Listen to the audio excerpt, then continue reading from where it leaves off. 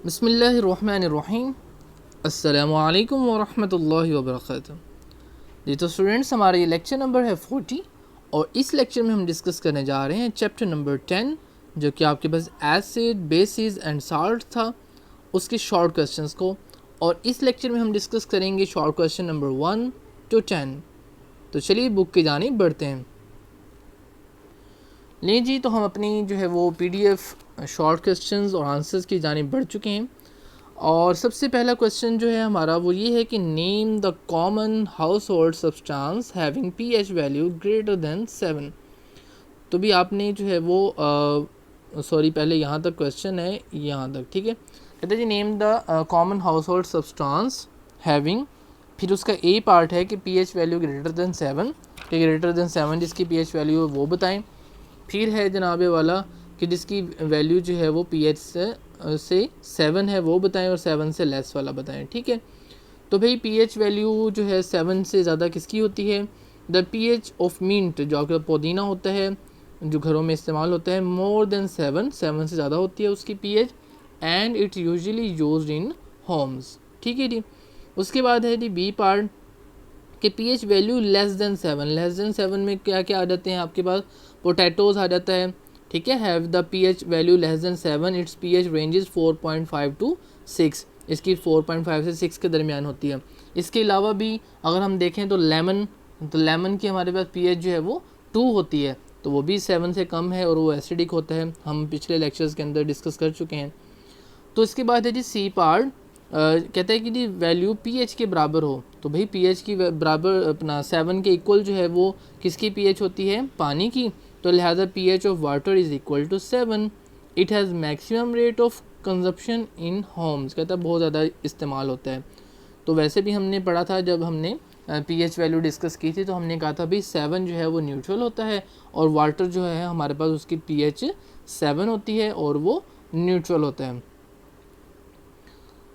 उसके बाद है जी हमारे पास शॉर्ट क्वेश्चन नंबर 2। इसमें कह रहा है डिफाइन अ बेस। एक तो आपने बेस की डेफिनेशन करनी है, and explain all alkalis are bases, और ये भी बताएं कि भी तमाम की तमाम जो अल्कलीज हैं वो क्या हैं? बेसिस हैं। बट लेकिन all bases are not alkalis, लेकिन तमाम बेसिस जो हैं वो अल्कलीज नहीं हैं। इसका मतलब ये हुआ कि अल्कलीज के अलावा भी कुछ ऐसे हमारे पास सोल्यूशन है कि लाजमी नहीं है वो अल्कलीज हों, लेकिन फिर भी वो एज ए बेस जो है वो वर्क करते हैं, ये बताना है हमने। तो जी it is usually consider that, कि ये कहते समझा जाता है कि all bases gives OH negative. ठीक है, OH नेगेटिव आयन जो देता है पानी के अंदर वो हमारे पास क्या होता है? बेस होता है। ये कहाँ हमने पढ़ा था? आर्हीनियस कंसेप्ट था ये बेसिकली। तो भाई the general ionisation of the bases take place as follow. तो जनरल रिएक्शन इस तरह होता है कि BOH नेगेटिव है तो B+ अलहदा, और पानी के अंदर इनका रिएक्शन होता है। ठीक है, रिवर्सिबल रिएक्शन होता है। तो B के ऊपर प्लस चार्ज और OH नेगेटिव जो है वो प्रोड्यूस होता है एक्वस के अंदर, तो लिहाजा ये अल्कलीज जो हैं वो बेसिस हैं। According to this concept all alkalis are bases, क्योंकि ऑल अल्कलीज जो हैं वो हमारे पास OH नेगेटिव आइन देती हैं, because these can give OH negative ion in water. तो पानी के अंदर तमाम की तमाम अल्कलीज जो हैं वो OH नेगेटिव आइन हमें देती हैं। But according to the Bronsted Lowry concept, base is a substance that can accept a proton from a other substance. लेकिन अगर हम ब्रोंस्टेड-लोरी का कंसेप्ट देखें तो इसके मुताबिक हमारे पास बेस वो होती है जो हमारे पास H+ को एक्सेप्ट कर लेती है। अब भाई H+ को एक्सेप्ट तो अल्कलीज के अलावा भी कर सकते हैं, तो इसका मतलब ये हुआ कि अल्कलीज के अलावा भी कुछ हमारे पास ऐसे जो हैं वो कंपाउंड्स हैं, ठीक है, जो हमारे पास उसको बेसिस एज ए बेसिस जो है वो वर्क करते हैं। ठीक है, इसकी एग्जांपल अगर हम देखें तो हमारे पास जो है वो ब्रोंस्टेड-लोरी कंसेप्ट के हिसाब से तो हमारे पास जो NH3 है वो भी एज ए बेस है, हालांकि वो अल्कलीज जो वो नहीं है। ठीक है, तो इस तरह से हमारे पास जो है वो लाजमी नहीं है कि अल्कली हो, अल्कली के अलावा भी बेसिस जो हैं वो हो सकती हैं ब्रोंस्टेड-लोरी कंसेप्ट के मुताबिक। उसके बाद है जी question number 3, define Bronsted Lowry base and explain with an example that water is a Bronsted Lowry base. कहते हैं एक तो आपने ये बताना है कि ब्रोंसिलोरी बेस क्या होती है और दूसरा बताना है कि पानी जो है वो एज ए बेस है। तो भाई ब्रोंसिलोरी के मुताबिक हमारे पास बेस वो होता है जो H+ जो है वो एक्सेप्ट करता है, ठीक है।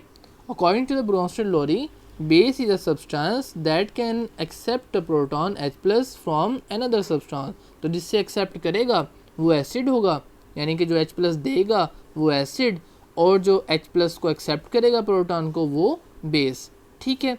अब हमने जब इसको डिटेल से पढ़ा था तो हमने कहा था भाई जब मैंने आपको H+ दे दिया, ठीक है, फ़र्ज़ किया मैं एसिड हूँ आप बेस हैं, ठीक है, तो मैंने आपको H+ दिया तो आपने ले लिया, मैं एसिड और आप बेस। अब आपके पास चूंकि H+ आ गया है और अब आप भी किसी को H+ दे सकते हैं, तो जब आप किसी अगले को H+ देंगे तो आप फिर क्या बन जाएंगे, कॉन्जुगेट एसिड, ठीक है। तो यही वो बता रहा है कि when HCl is dissolve in water, HCl act as an acid and H2O act as a base. तो ये देखें एसिड और बेस, तो जब HCl में से H+ जो है वो इसने दे दिया H2O को, तो H2O जो था वो H3O पॉजिटिव बन गया और क्या बन गया, बेस से क्या बन गया अब कॉन्जुगेट एसिड। और जो हमारे पास एसिड था वो अब चूंकि H+ ले सकता है तो वो क्या बन गया, कॉन्जुगेट बेस बन गया, ठीक है। उलट बनता है, एसिड का कॉन्जुगेट बेस बनता है और बेस का जो है वो कॉन्जुगेट एसिड बन जाता है। तो कह रहा है जी in the forward reaction HCl is an acid as it donates a proton whereas H2O is a base as it accept a proton. तो हमने यही साबित करना था कि पानी जो है वो एज ए बेस है। तो आपने देख लिया कि पानी ने हमारे पास H+ जो है वो ले लिया है और लेने के बाद साबित हो गया कि ये जो है वो एज ए बेस वर्क कर रहा है, ठीक हो गया जी। उसके बाद जनाब कह रहे हैं कि उर्दू में अगर हम देखें तो इससे आप कह सकते हैं कि जी फॉरवर्ड रिएक्शन में जो हमारे पास HCl और एसिड ने हमें जो है वो प्रोटॉन दे दिया है H2O को और H2O ने प्रोटॉन ले लिया है, तो लिहाजा साबित हो गया कि पानी जो है वो एज ए बेस जो है वो काम कर रहा है, ठीक है। उसके बाद है जी फोर्थ वन कि how can we justify that Bronsted Lowry concept of acid and base is applicable to non aqueous solutions. कहते हैं कि आप किस तरह से जस्टिफाई करेंगे, किस तरह से इसको बयान करेंगे कि भी ब्रोंसिलोरी कंसेप्ट जो है एसिड और बेस का वो नॉन एक्वस सॉल्यूशंस पे भी जो है वो लग जाता है, ठीक है। तो भाई देखिए एक्वस क्या होता है, एक्वस लफ्ज़ निकला है एक्वा से, पानी से, ठीक है, कि पानी के अंदर जो चीज़ हमें हल कर लें तो वो बन जाती है एक्वस सॉल्यूशन, यानी हमने HCl को पानी के अंदर मिलाया तो वो बन गया एक्वस सॉल्यूशन जी एसिड का, ठीक है। और फिर कंसनट्रेटेड कब होगा, जब हमारे पास पानी कम और एसिड ज़्यादा होगा तो उसको हम बोलते हैं कंसनट्रेटेड, और जब हमारे पास पानी ज़्यादा और एसिड कम डालें बीच में तो उसे बोलते हैं डाइल्यूट एसिड, ठीक है। तो खैर नॉन एक्वस का मतलब होता है कि हमारे पास पानी के बगैर, ठीक है, विदाउट वाटर सोल्यूशन जो होता है वो उसे बोलते हैं नॉन एक्वस। तो भाई according to the Bronsted Lowry concept acid is a substance that can donate a proton. तो हमने अभी पिछले क्वेश्चन में भी पढ़ा कि जो प्रोटॉन देगा वो एसिड है। To another substance while a base is a substance that can accept a proton from another substance. बस यही काम है, यानी एक ने प्रोटॉन देना है और दूसरे ने लेना है। पानी का तो यहाँ भी कोई चक्कर ही नहीं है, तो लिहाजा पानी हो एक्वस हो चाहे ना हो, जब एक ने प्रोटॉन दे दिया दूसरे ने ले दिया तो ऑटोमेटिकली वो एसिड और बेस बन जाएंगे। From this there is no need of aqueous solution. तो इससे जो हमने साब ऊपर लिखी है डेफिनेशन, इससे पता चला कि पानी की एक्वस सोल्यूशन की ज़रूरत नहीं है और एक्वस मीडियम या फिर कोई इस तरह का मीडियम भी हमें नहीं चाहिए। So it can be said that Bronsted Lowry concept of acid and base is applicable to non aqueous medium. तो इससे ये कहा जा सकता है कि हमारे पास ब्रोंसिलोरी का जो नज़रिया है एसिड और बेस का वो हमारे पास नॉन एक्वस सोल्यूशन पे भी जो है वो लग जाता है, ठीक है। ये एप्लीकेबल जो है वो नॉन एक्वस के ऊपर होता है, ठीक है। उसके बाद है भी question number 5, which kind of bond form between a Lewis acid and a base. तो भाई जब हमने लीविस एसिड और बेस पढ़ा था तो हमने कहा था कि लीविस एसिड हमारे पास वो होता है जो हमारे पास क्या करता है, एक्सेप्ट कर लेता है पेयर ऑफ इलेक्ट्रॉन को, और बेस भाई वो होता है जो हमारे पास इलेक्ट्रॉन के जोड़े को उठा के जो है वो डोनेट कर देता है कि भाई ये लो। तो क्या होता है जब वो डोनेट करता है इलेक्ट्रॉन का जोड़ा बेस, तो फिर एक हमारे पास बॉन्ड बनता है। जिसे हम बोलते हैं coordinate covalent bond. Coordinate covalent bond में क्या होता है कि एक ही एटम दोनों इलेक्ट्रॉन देता है कि भाई आए, जैसे आप क्लासरूम में अगर आप अपनी रोटी लेकर जाएं और दूसरा स्टूडेंट अपनी लेकर आए और आप मिल के खाएँ तो तब बनेगा हमारे पास कोवलेंट बॉन्ड। लेकिन अगर आप ही दूसरे की भी दोनों रोटियां ले जाएं और कहें आओ भाई खाओ, आपके पास कुछ नहीं है तो कोई मसला नहीं है, मेरे पास तो है ना, तो हम मिल बांट के खा लेते हैं, तो तब जो बॉन्ड बनेगा आपके और दूसरे बच्चे के दरमियान वो बनेगा कोऑर्डिनेट कोवलेंट बॉन्ड। ठीक है, तो लिहाजा हमारे पास लीविस एसिड के अंदर दोनों जो इलेक्ट्रॉन हैं, यानी एक पूरा इलेक्ट्रॉन का जो जोड़ा है, पेयर है, वो हमारे पास लीविस बेस ही देती है, जिसकी वजह से हमारे पास कोऑर्डिनेट कोवलेंट बॉन्ड बनता है। और फिर इनके दरमियान जो बॉन्ड बनने से चीज़ बनती है, उससे स्पीशी बनती है, उसे बोलते हैं अडक्ट। तो बस यही लाइन काफ़ी है कि bond which is formed in Lewis acid and Lewis base is called coordinate covalent bond. उसके बाद है हमारे पास जी क्वेश्चन नंबर 6, कह रहा है कि जी why H plus ion act as a Lewis acid, कि भाई H plus ion Lewis acid क्यों है, तो भाई ऊपर भी हम बात कर चुके हैं क्वेश्चन नंबर 5 में कि एच प्लस जो है वो इलेक्ट्रॉन का पेयर जो है वो ले लेता है। जब हमने लीविस एसिड पढ़ा था तो हमने एच प्लस का NH3 के साथ जो है वो रिएक्शन करवाया था, तो H plus as a acid और NH3 as a base work किया था।